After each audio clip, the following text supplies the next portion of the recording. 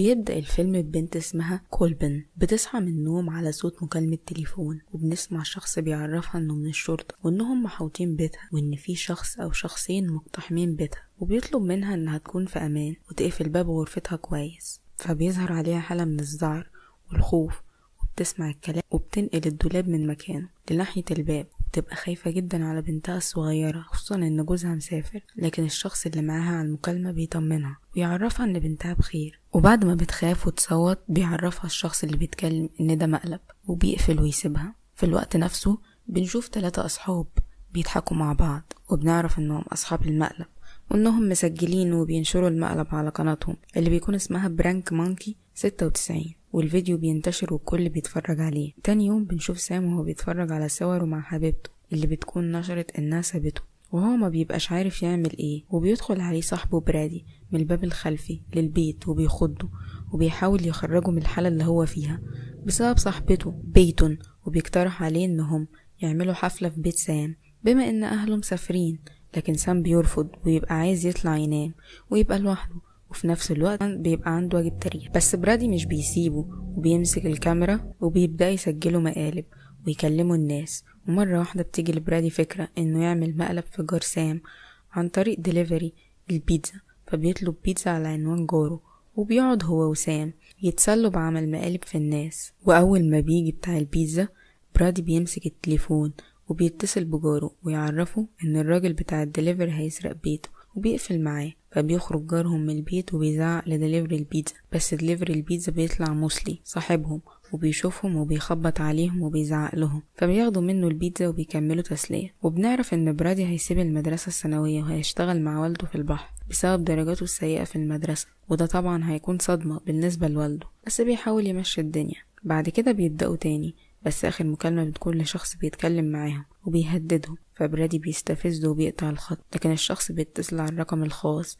وبيكلم برادي وبيعرفه ان مهما حصل ما يقفلش الخط، لكن برادي بيقفل وبيستمر الشخص بالاتصال. بعد كده بيقرر برادي انه يرد، والشخص بيوضح له انه عارف اسمه وهو ساكن فين ومع مين، وان الليلة بتاعتهم هتبدأ. بيحاولوا يكلموه بطريقة كويسة، لكن الشخص بيضحك وبيطلب منهم ما يقفلوش الخط، لكن بيقفلوه، والباب بيخبط وبيفتحوا، وبتكون بيتون جايبه لهم بيتزا وبتعرفهم ان موسل الدليفري تعبان وهم لسه طالبين بيتزا، بس بيعرفوها انهم ما طلبوش حاجه. لكن سام بيطلب منها انهم يتكلموا مع بعض وبيطلعوا الغرفه، لكن بيتون بتسيبه وبتمشي، والشخص بيتصل تاني وبيعرفهم ان اسمه مستر لي وبيطلب منهم ما يقفلوش الخط. لكن اول ما بيقفلوا بيخمن برادي ان ده موسلي وبياخد حقه منهم. لكن مستر لي بيبعت لهم صور اهل برادي وهم متكتفين في بيتهم، فبرادي بيخاف جدا وبيكلم الشرطة. لكن كان كل ما يتصل اللي يرد مستر لي ووضح لهم انهم لو خرجوا من البيت هيخلص على اهل برادي، وبيعرفوا انهم متراقبين من شاشة اللابتوب. وبيتفتح فيديو لواحد متكتف وشخص بينهي حياته باستخدام شنطة بلاستيك. بيخلص الفيديو والنور بيتقطع، وبيظهر على سام وبرادي ملامح الخوف والتوتر. لكن فجأة النور بيتفتح في الغرفة فوق، بيقرر سام انه يطلع وبيلاقي شخص واقف عند الباب الخلفي للبيت، وبنسمع مستر لي بيعرف برادي انه هيخلي اهله يمشوا بسلام، لكن لازم ياخد حياة شخص من برادي. في نفس الوقت بيكون سام بيفتح الباب الخلفي وبيكون موسلي لابس شنطة بلاستيك وجسمه سهم، وبتنتهي حياته وبيغطيه برادي وبيكمله. فبيتصل مستر لي ببرادي وبيكلمه، بس اول ما بيقفل برادي بيحاول يقنع سام بالهروب، بس سام بيبقى ثابت على موقفه انه لازم ينقذ الكل. وبتحصل مشكلة بين سام وبرادي وبيفقد برادي الوعي بسبب سام.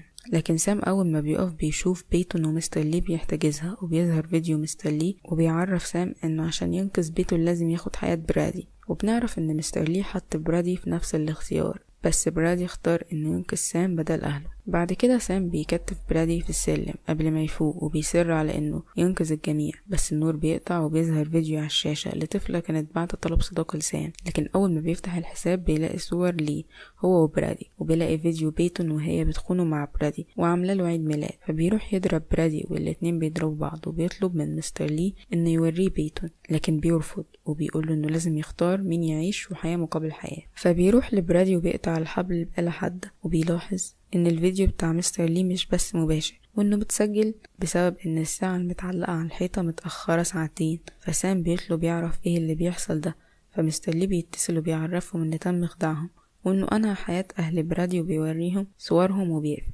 فبيخاف برادي وسام جدا. بعد كده بيحاول برادي يقنع سام إنه يخرج ويسيبه في البيت، وبينجح في كده بعد ما بيخدعه. لكن أول ما بيخرج سام بيشوف عربية ضخمة، بيدخل وبيلاقي بيتهم فيها وبينقذها. في نفس الوقت برادي بيخرج وبيلاقي جسم موسلي قدامه على لعبة خشب، فبيروح يتأكد، وفجأة حد بيحتجزه وبيصرخ. وسام بيطلب من بيتون إنها تحاول تبقى في أمان ويسيبها، وبيروح يدور على برادي في البيت الخلفي، وبيلاقي بيتون بتبقى موجودة هي وموسلي.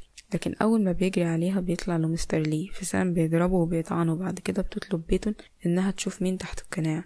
بيلاقوا برادي، فبيحاول سام ينقذه، بس للأسف حياته بتكون انتهت. وبيطلع مستر لي الحقيقي، وبنعرف انه بيعمل فيهم كده بسبب انهم السبب في انتهاء حياة زوجته كوبلين وبنته ايزي اللي ظهرت في الفيديو بسبب المقلب اللي عملوه في اول الفيلم. كوبلين من كتر الخوف انهت حياة بنتها بمسدس بالخطأ، وبعد ما اكتشفت كده انهت حياتها بنفسها. بعد كده مستر لي بيهدد سام انه هينهي حياته وبيفقدوا الوعي. لكن اول ما بيفوق بيلاقي في ايده آلة حادة مسدس وبرادي وبيتون. بعد كده بيلاقي الشرطة داخلة عليه وبيتحبس بتهمة انهاء حياة شخصين.